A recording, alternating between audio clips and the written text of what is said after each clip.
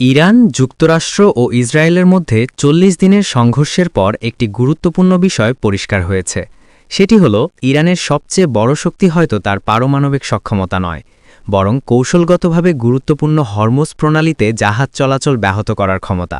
সংঘাতের শুরুর সময় থেকে অনেকেই এই যুদ্ধকে ইরানের শাসন ব্যবস্থা পরিবর্তনের চেষ্টা হিসেবে দেখেছিলেন, যেখানে গুরুত্বপূর্ণ স্থাপনা ও নেতাদের লক্ষ্য করে ব্যাপক বোমা হামলা চালানো হয়।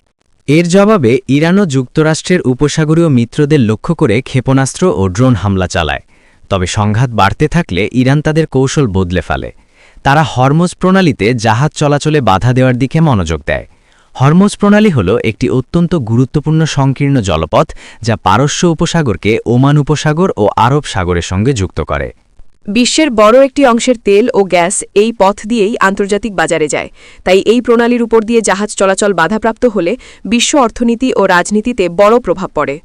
ইরানের নতুন এই কৌশলের কারণে দ্রুতই যুক্তরাষ্ট্র ও তার মিত্রদের ওপর ব্যাপক চাপ সৃষ্টি হয়, কারণ তাদের অর্থনীতি নির্ভর করে এই প্রণালী দিয়ে অব্যাহতভাবে তেল ও গ্যাস পরিবহনের উপর। ইসলামিক রেভলিউশনারি গার্ড কোরের IRGCর কর্মকর্তারা বুঝেছেন যে এই গুরুত্বপূর্ণ সংকীর্ণ পথটি নিয়ন্ত্রণ করতে পারলে প্রচলিত সামরিক সংঘাতের চেয়ে বেশি কৌশলগত সুবিধা পাওয়া যাবে।